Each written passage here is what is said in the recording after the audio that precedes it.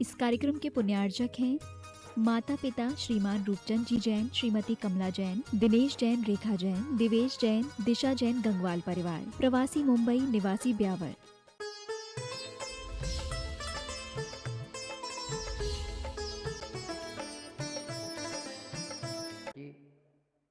बातें तो सब एक ही है, कहने का ढंग अलग अलग है।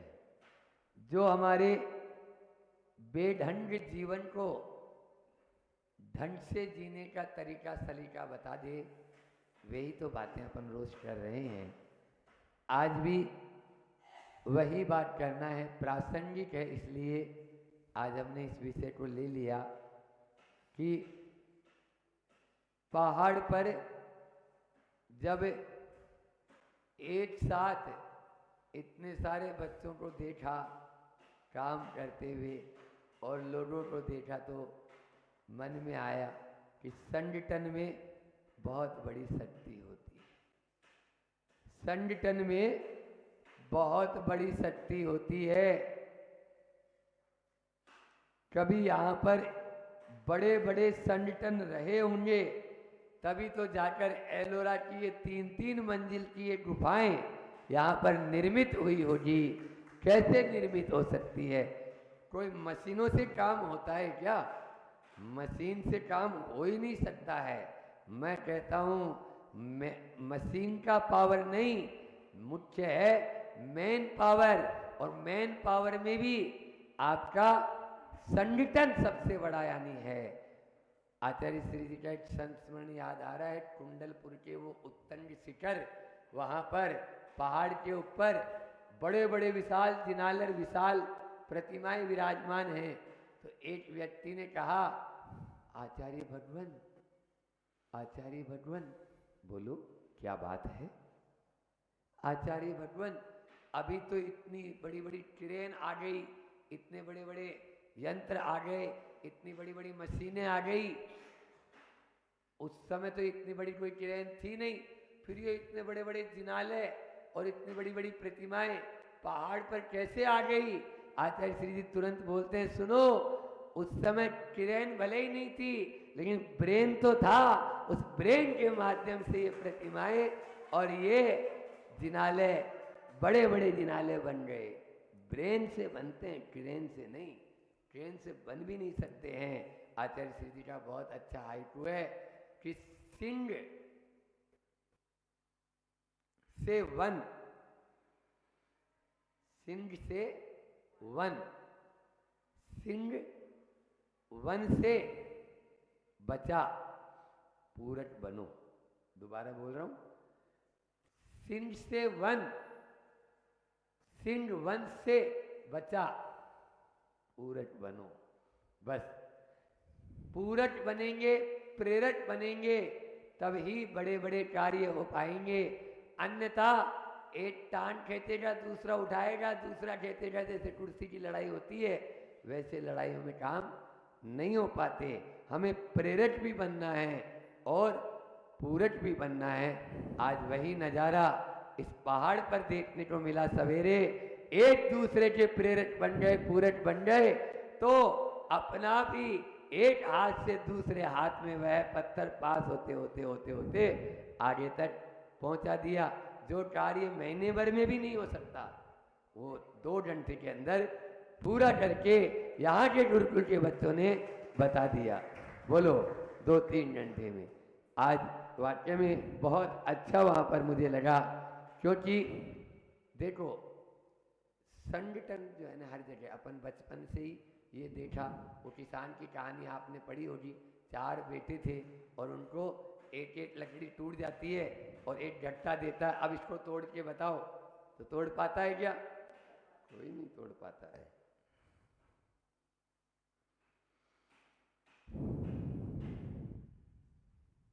एक एक तिनका तिनका जोड़ ले तो झाड़ू बन जाती है और जो कचरा साफ करती है। लेकिन वही जो झाड़ू है, यदि मान लीजिए खुल जाए तो एक एक तिनका हो जाता है और कचरा बन जाता है। कचरा हो जाता है। एक तरफ कचरा साफ कर रही है और एक तरफ वही। ये किसका कमाल, इसीलिए कहा बंदी मुट्ठी लाट की और खुल गई तो बोलो ना खाट की। एक साथ मजबूती से बांध लिया एक दूसरे को तो वह लाख रुपए की हो जाती है। यहाँ पर भी भले ही दिल से दिल न मिले, संत कहते हैं दिल से दिल न मिले, लेकिन हाथ आपस में एक दूसरे से पकड़ के रखियो, क्योंकि एक न एक दिन समर्पण होकर दोनों वापस से मिल सकते हैं, मिल सकते हैं।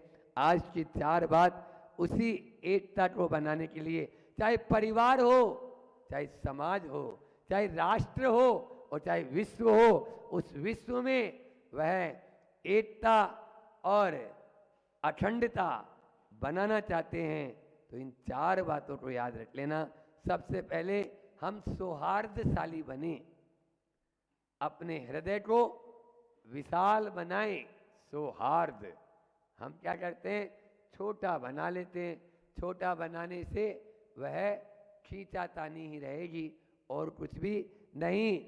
इसलिए एक दूसरों की कमियों को नज़रअंदाज करना सीखें। आचार्य श्री जी में कूट कूट कर भरा हुआ है, तभी तो आज संघ इतना बड़ा विशाल चारों तरफ जैन धर्म की ध्वजा को फहरा रहा है।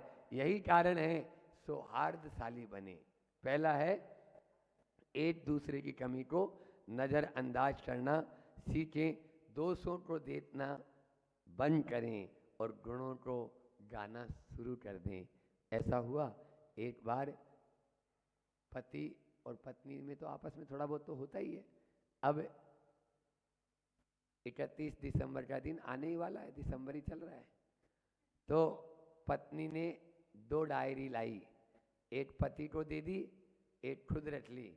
बोले आप मेरे दोस्त देखना और मैं आपके दोस्त इसमें लिखूंगी और फिर अपन 31 दिसंबर को बात करेंगे। साल पूरा हुआ, 31 दिसंबर को दोनों डायरी आई। जैसे ही पहले पति ने पत्नी की डायरी खोली तो पहले पेज से लेकर 365वें पेज तक पूरा चिट्ठा भरा पड़ा, ये कमी, ये गलती, ये कमी, ये गलती। और अब पत्नी को पति की डायरी खोलना था। पत्नी ने पति की डायरी खोली, पहला पन्ना खाली, दूसरा पन्ना खाली, तीसरा खाली, पूरे 365 पेज खाली। 365वें पेज पर लिखा, बीच में पत्नी बोली आपको क्या मेरी कमी नज़र नहीं आई क्या, जो आपने एक भी नहीं लिखी। बोले तुम पन्ना तो पलटो। लास्ट में जब पन्ना पलटा, अंतिम पृष्ठ पर लिखा हुआ था, मैं तुम्हारे केवल प्रेम का कायल हूँ और तुम्हारे प्रेम के सामने मुझे कोई तुम्हारी कमी नजर ही नहीं आई, आज तक मुझे कोई कमी नजर नहीं आई है। ये होता है, इसलिए सौहार्दशाली बने। दूसरा है, 20 मिनट में अपन को पूरा काम करना है, तो संवाद आपस में एक दूसरे से रखें, एक दूसरे से संवाद रखें, वाद नहीं रखें, संवाद रखें। सुष्टु रूपेण वाद इति संवाद है, यानी अच्छा वाद रखें, आप बातचीत बंद मत करें। तरुण सागर जी महाराज की वो पंक्तियां याद करो, लड़ लेना, झगड़ लेना, पिट जाना, पीट देना, लेकिन बातचीत करना बंद मत करना। यदि बातचीत करना बंद कर दिए तो सुलह के सारे दरवाजे बंद हो जाएंगे, सुलह के सारे दरवाजे बंद हो जाएंगे। इसलिए बातचीत करते रहें, संवादहीन न बने, संवाद कम्युनिकेशन गैप न हो। यही हमारा आपस में संगठन को बढ़ाने का तरीका होना चाहिए। आप देखिए, न सूत न कपास, जुलाओं में लट्ठम लट्ठा होती है। आप अक्सर देख लेना, 2 दोस्त हैं और 2 दोस्त के सामने कोई तीसरा व्यक्ति आके कोई बात कहता है, यदि उसमें से उन 2 दोस्त में से एक ने मान ली, ठीक है ना, तो आप देखो आपस में फ्रैक्शंस हो जाते हैं। ये फ्रैक्शन का कारण क्या हुआ? यदि वो सीधा जाके उन्हीं से पूछ ले, भैया ऐसी ऐसी बात सुनने में आई, बोलो आपने ऐसा कुछ कहा। मैंने तो कुछ नहीं कहा भाई, ऐसी कोई बात ही नहीं है। और फिर भी यदि मान लिया आपको लगा है तो मैं क्षमा याचना करता हूँ। इतनी बात हो गई, उसके बाद में दिल पानी पानी हो जाएगा। लेकिन हम क्या करते हैं, उससे हम क्यों बोले, वो हमारे बारे में ऐसा सोचता है। तो वह पिता और पुत्र वर्षों से आपस में भोजन करते थे, और एक दिन न जाने पुत्र को पिता की कौन सी बात लग गई, और लग जाती है तो फिर बात की बीमारी तो हो ही जाती है। वात और बात दोनों की बीमारी बहुत खराब है। तो वात की बीमारी शरीर में परेशान करती है, और बात की बीमारी, बोलो ना, वो हाथ पांव नहीं हिलने देती, ये माइंड को नहीं चलने देती, वो चलने ही नहीं देगी कभी भी। तो बस वो बात की बीमारी हो गई उसको। अब क्या था, अपनी थाली उठाई और अलग से बैठ गया। पिताजी सोचे, आज तक वर्षों से हम दोनों भोजन साथ करते थे, और आज ये क्या हो रहा है, ऐसा तो नहीं, अच्छा नहीं है। पिताजी बहुत हो गया, अब मैं आपके साथ में भोजन नहीं करूँगा, इतने सालों से हो गया है, और मैंने भी अब बहुत सुन लिया है, अब आपकी कोई बात नहीं सुनना चाहता, मैं अपना भोजन अलग करूँगा। और अपनी थाली लेके बैठ गया। लेकिन पिता तो पिता होता है, समझदार होते हैं।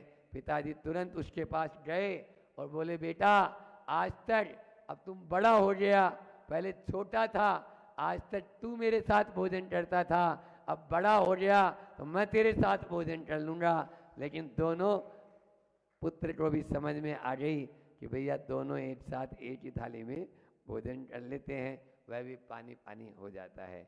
इस प्रकार का जब व्यवहार ये संवाद के कारण होता है, एक दूसरे के प्यार के कारण होता है। फिर उससे छोटा और बड़ा कोई नहीं, घर परिवार, ध्यान रख लेना, मैं हमेशा बोलता हूँ, व्यापार बुद्धि से चला लेना, लेकिन घर परिवार संघ समाज राष्ट्र देश बुद्धि से मत चलाना, ये भावनाओं से चलाना।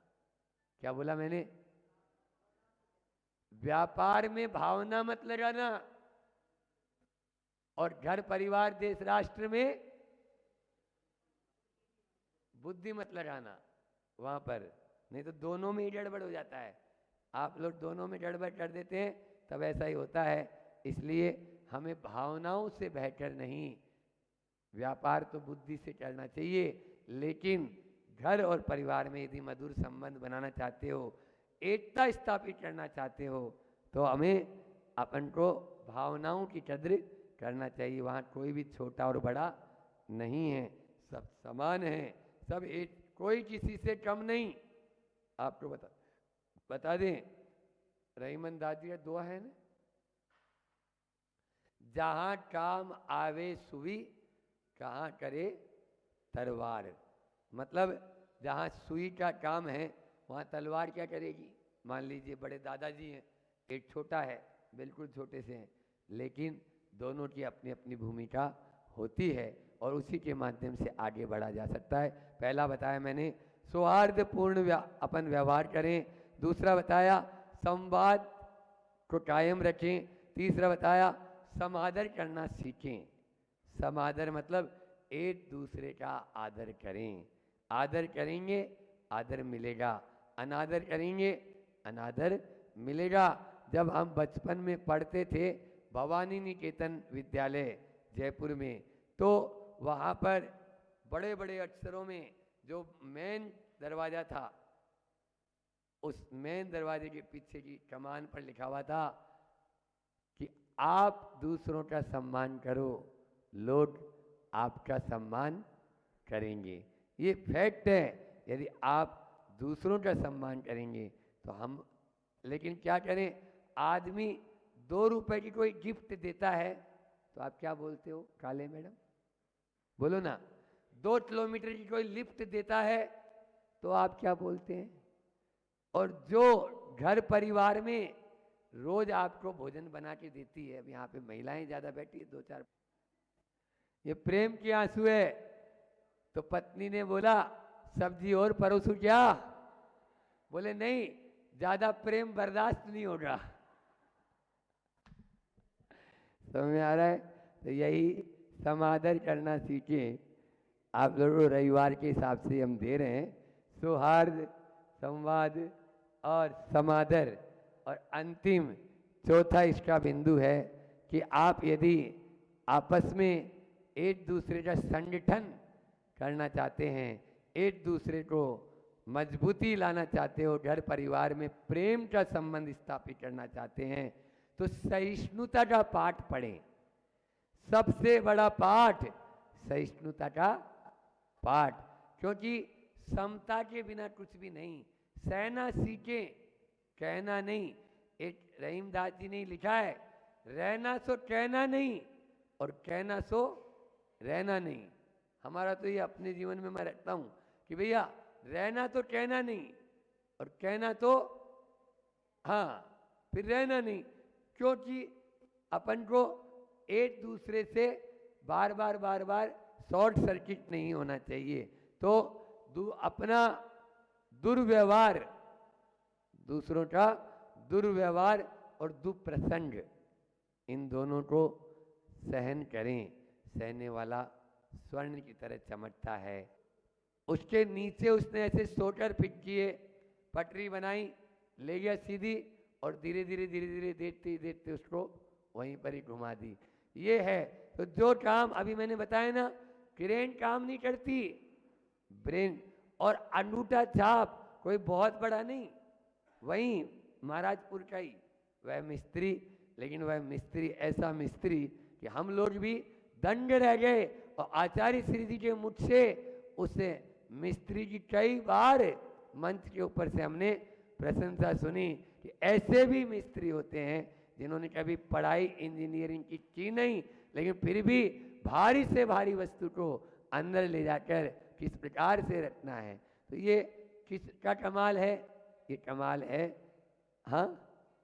हाँ, अंदर में उसके शक्ति है, आत्मविश्वास है और दिमाग है कि कैसे लेके जाना है। मैंने कहा कि यह दिमाग से बहुत बड़े बड़े कार्य। अपन मैचिंग का जमाना है ना आजकल, तो मैचिंग का, तो मैचिंग में स्वभाव मैचिंग करो।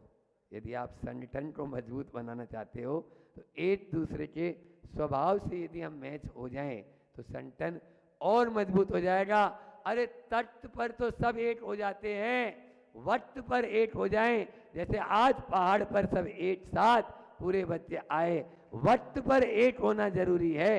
तख्त पर तो एक हो ही जाते हैं, वहां पर नहीं, वक्त पर अपन को एक होना है। तो यहाँ पर अंतिम बात है कि यहाँ पर मैंने कहा था पति पत्नी का उदाहरण दे दिया, बेटा बेटे दे दिया, और सास बहू का उदाहरण देना है। तो अंत में सास बहू का उदाहरण आपको और दे देते हैं कि मान लीजिए घर परिवार में, क्योंकि बिना सास बहू के काम नहीं होता ना। बस इतना ही जरूर है कि सास बहू को बेटी मानना प्रारंभ कर दे और बेटी सास को माँ मानना प्रारंभ कर दे, आपके संबंधों में मधुरता आ जाएगी, प्रेम पूर्ण व्यवहार हो जाएगा और आपस में घर टूटने से बच जाएगा। लेकिन क्या करें, और ध्यान रख लेना, दूर बैठी हुई वह बेटी आपके काम आने वाली नहीं, पास में जो बहू रह रही है वही आपको पानी पिलाने वाली है। बस हम उसको बेटी मानना प्रारंभ कर दें और बेटी भी घर को, ससुराल को घर मानना प्रारंभ कर दें, पति के साथ में भी अच्छा व्यवहार करें, बहुत कुछ हो सकता है। इसलिए और घर के कार्य को करते हुए बनाएं।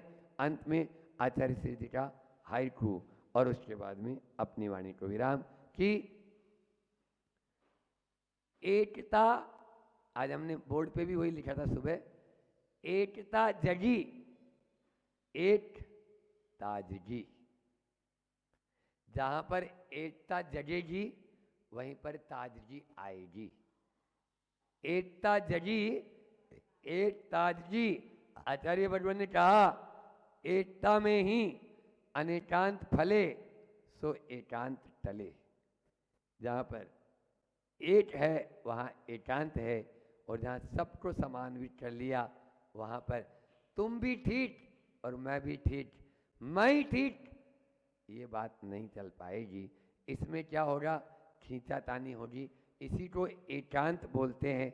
एकांत में लड़ाई है और एकता में एक अनेकांत है, इसलिए वहां पर कोई लड़ाई का काम ही नहीं है। हम सब उसी एकांत एकांत को छोड़ें और अनेकांत को धारण करें, अपने जीवन को सफल बनाएं।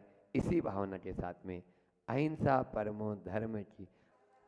भगवान बनना है, भगवान के बाजू में बैठना है, तीर्थंकर बनना है और तीर्थंकर बनने की हैसियत को आत्मसात करना है।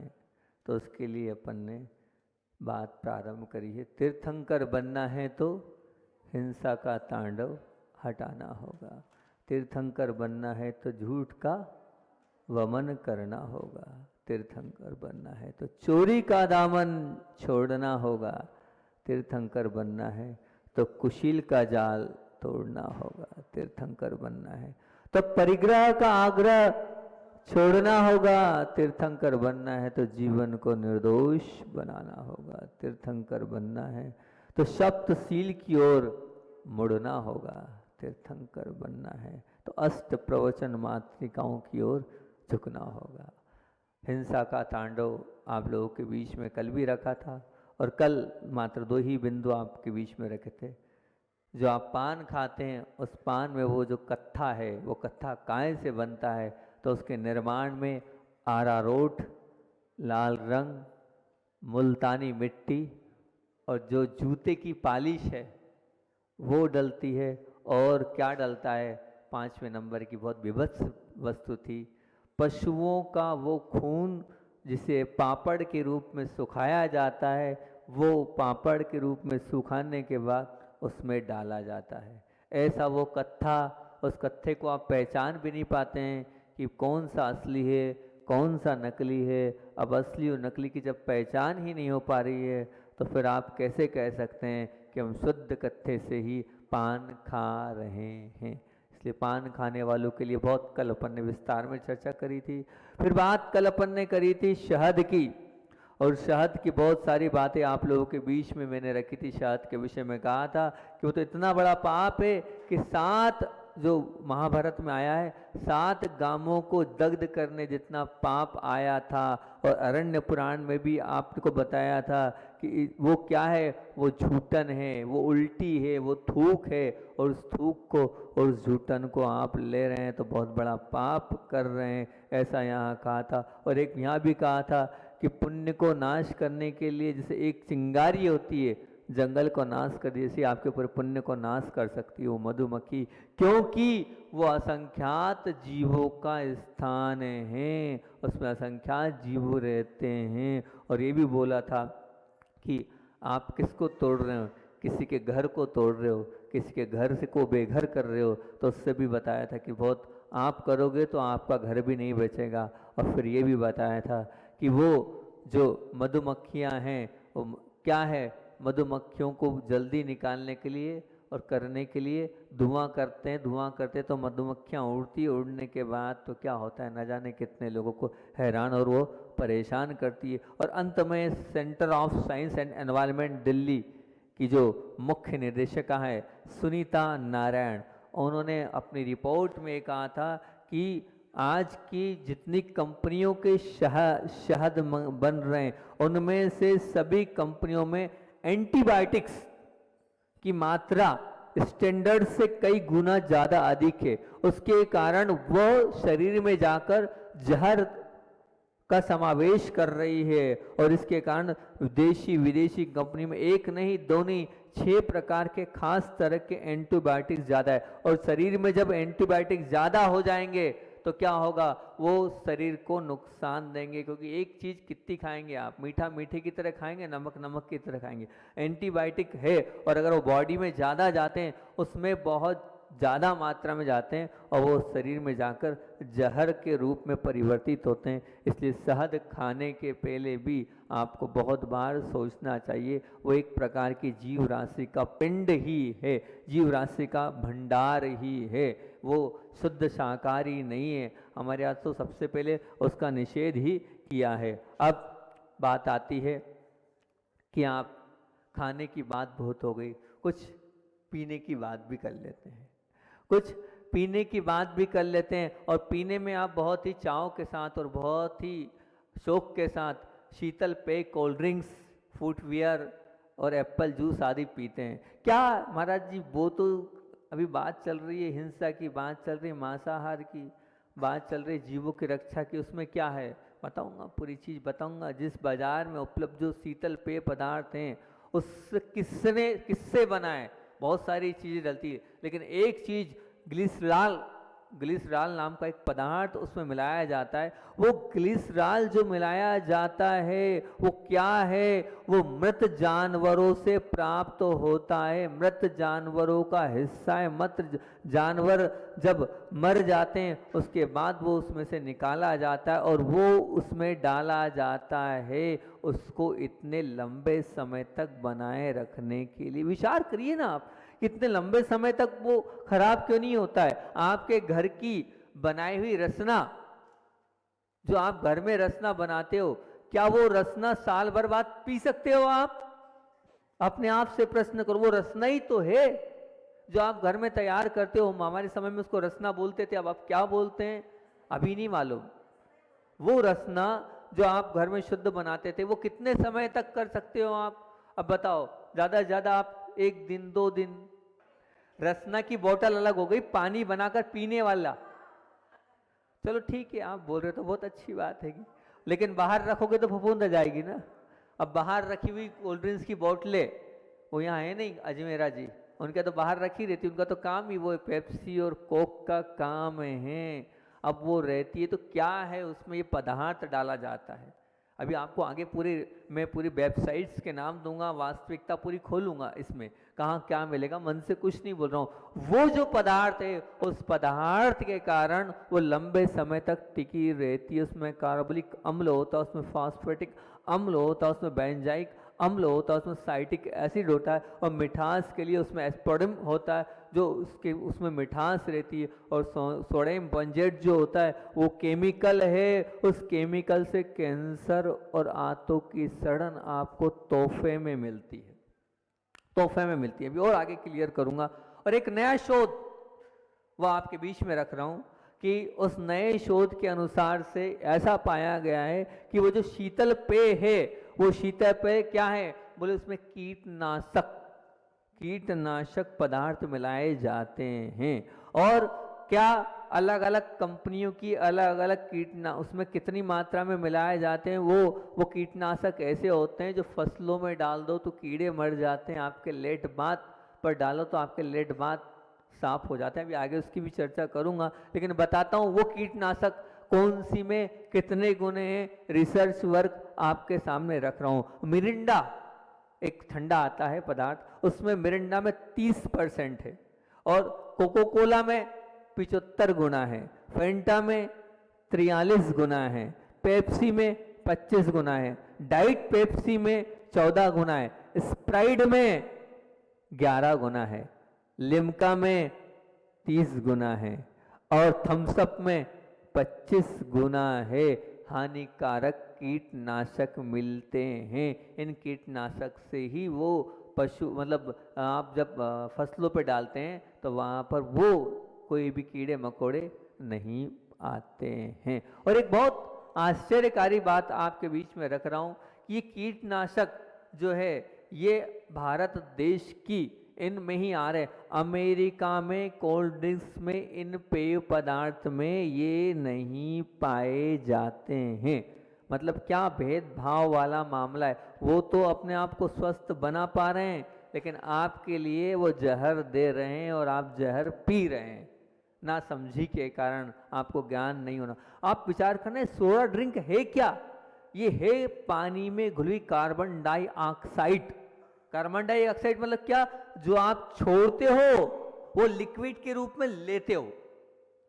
जो कार्बन डाइऑक्साइड आप छोड़ रहे हो वही लिक्विड के रूप में आप ले रहे हो। कार्बन वाटर कहो इसको, सोडा वाटर भी आप इसको कह सकते हो, क्लब सोडा भी कह सकते हो, सेल्टेजर स्पार्किंग वाटर भी आप कह सकते हो, फिजी वाटर भी आप कह सकते हो। ये सब के सब जो हैं आपके अंदर हैं, वो कैफीन घोलकर उसे और अच्छा स्वादिष्ट आकर्षक बनाने के लिए आप लोगों के बीच में ये मिलाया जाता है। इसमें एक्स्ट्रा शुगर होती है कैफीन होती है, और वो कैफीन आपके हेल्थ के लिए सबसे ज़्यादा नुकसानकारी है। आपकी हड्डियों को कमज़ोर करती है, आपके इम्यून सिस्टम को, आपकी रोग प्रतिरोधक क्षमता को कई तरह से नुकसान करती है। हृदय रोग को भी नुकसान कहती है। बहुत सारे रिसर्च वर्क हैं, उसमें मस्तिष्क की कोशियों को मारने का काम करता है सोडा।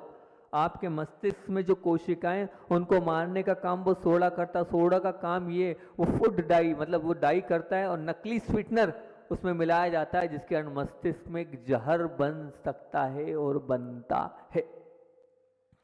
कहते हैं बुढ़ापा बढ़ा सकता है वो आपका, क्योंकि इसमें फास्फेट और फास्फोरिक एसिड होता है, जिसके कारण आपके बाल सफ़ेद होते हैं, आपके चेहरे पर झुर्रियाँ आती है, आपकी जो मसल्स हैं वो मसल्स में नरमपन आता है, और फास्फेट के कारण जो आप लेते हैं। मेटाबॉलिक सिंड्रोम बढ़ सकता है, मतलब सोडिक में कहते हैं कि 36% डायबिटीज़ का और 67% जो है आपके अंदर डिप्रेशन के कारण वाली ये सिंड्रोम, मेटाबॉलिक सिंड्रोम पाया जाता है। हाई ब्लड प्रेशर दे सकता है, इसका प्रमुख घटक है सोडियम। इससे हाई ब्लड प्रेशर होगा, इस सोडियम के माध्यम से हृदय रोग के जो स्ट्रोक हैं और जो गुर्दे की बीमारियों की आशंका इसके कारण बढ़ती है। दांतों की जो इम्यूनल पावर लेयर है उसको नुकसान पहुंचाता है, और सबसे सोडे में मौजूद होने के कारण वो सोडा शुगर के साथ, एसिड के साथ कन्वेंट होकर दांतों की अपनी जो इन्वल लेयर है उसको नुकसान पहुंचाता है। आपके दांत जो सड़ते हैं, आपके दांत जो गिरते हैं, आपके दांतों में जो कीड़े पड़ते हैं, उसमें बहुत प्रमुख भूमिका आपकी कोल्ड ड्रिंक्स निभाती है। और दिल को मतलब जो आपका हृदय है, हृदय रोग में जो है उससे सोडे में धमनियाँ जो है वो मोटी होने लगती है। जब वो सोडा पहुंचता है तो धमनियाँ मोटी होने लगती है, जिससे हार्ट अटैक का खतरा बढ़ने लगता है। आज नई नई उम्र में हार्ट अटैक क्यों हो रहा है? इस वजह से ही हो रहा है। उन्होंने खूब कोल्ड ड्रिंक्स विद्यालय कॉलेज में पी है, उनकी धमनियाँ बढ़ गई है, और धमनियाँ बढ़ी और वो फिर हार्ट अटैक हो रहा है। कैंसर में अनेक प्रकार के कैंसर हो रहे, प्रोस्टेट कैंसर की शंका इसमें 40% बढ़ती है। आप ये मान के चलो, और बहुत सारे कैंसर इस वजह से होते हैं। और आपको बताएं UTI मूत्र संबंधी रोग भी लगातार सोडा पीने से बार बार लघु शंका की समस्या हो सकती है। तो गर्मी के दिनों में और ज़्यादा होती है, उसका कारण सिर्फ ये और ये है। उसके बावजूद भी अगर आप बड़े ही ठाठ के साथ और बड़े ही शौक के साथ अगर ये पी रहे हैं तो आप अपने आप को धोखा दे रहे हैं, अपने आप को आप परेशान कर रहे हैं। एक रिपोर्ट आपके सामने रख रहा हूँ, वो रिपोर्ट ऐसी है कि इसमें आखिर क्या क्या मिलता है, क्या है, उस रिसर्च वर्क को आपके सामने रखता हूँ। इसमें 24 सामग्रियाँ मिलती है लगभग।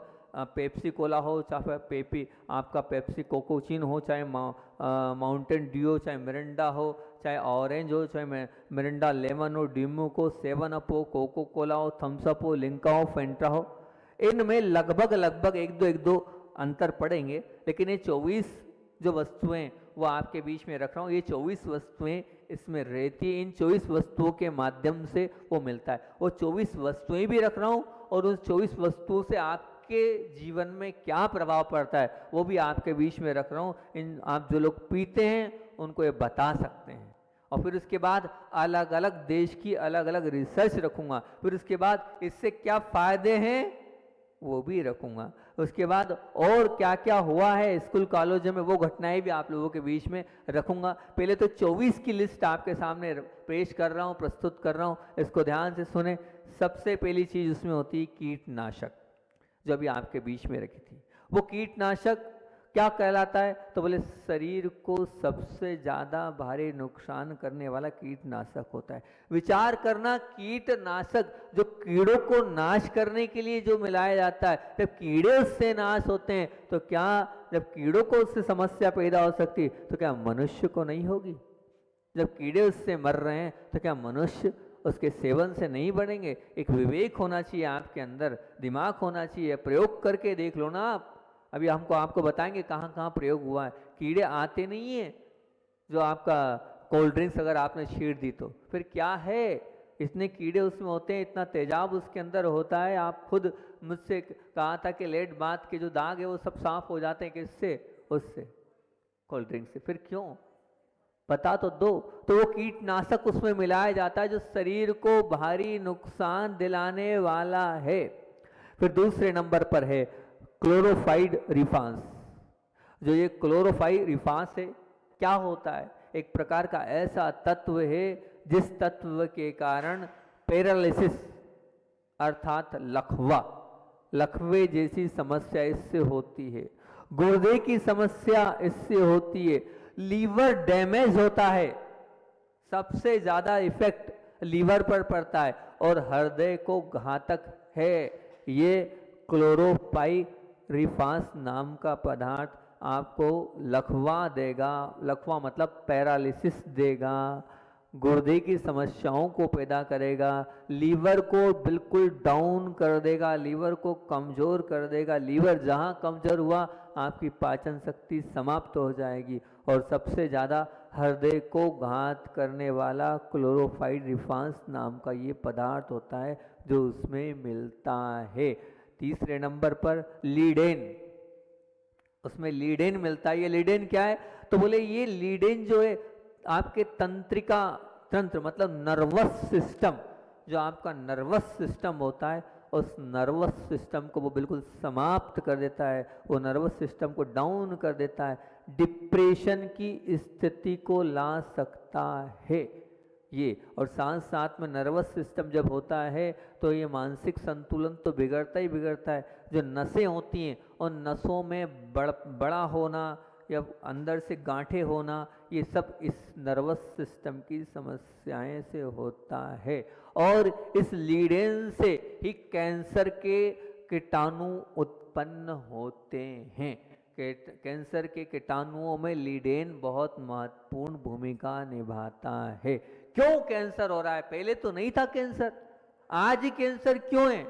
बताओ, विचार करो ना। इसके पहले भी तो हम लोग थे, पर इसके पहले तो कभी नहीं है। हृदय रोग कितनी, हार्ट अटैक हुआ इसके पहले, आज से 50 साल 100 साल पहले तो कोई इतना ही कोई कैंसर था, ना कोई हार्ट अटैक का पेशेंट था। क्या कारण है? उसका कारण ये लीडेन जो है उसमें मिलता है। उस लीडेन से कैंसर जैसी बीमारी होती है, नर्वस सिस्टम जैसी बीमारी होती है।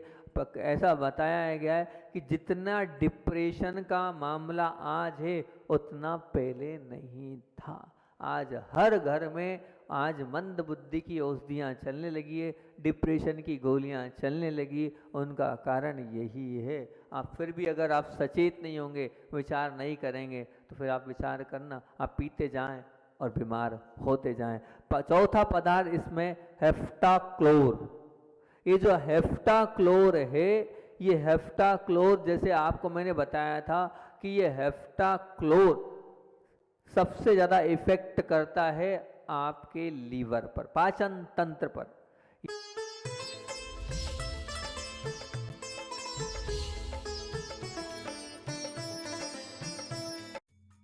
इस कार्यक्रम के पुण्यार्जक थे माता पिता श्रीमान रूपचंद जी जैन, श्रीमती कमला जैन, दिनेश जैन, रेखा जैन, दिवेश जैन, दिशा जैन, गंगवाल परिवार, प्रवासी मुंबई, निवासी ब्यावर।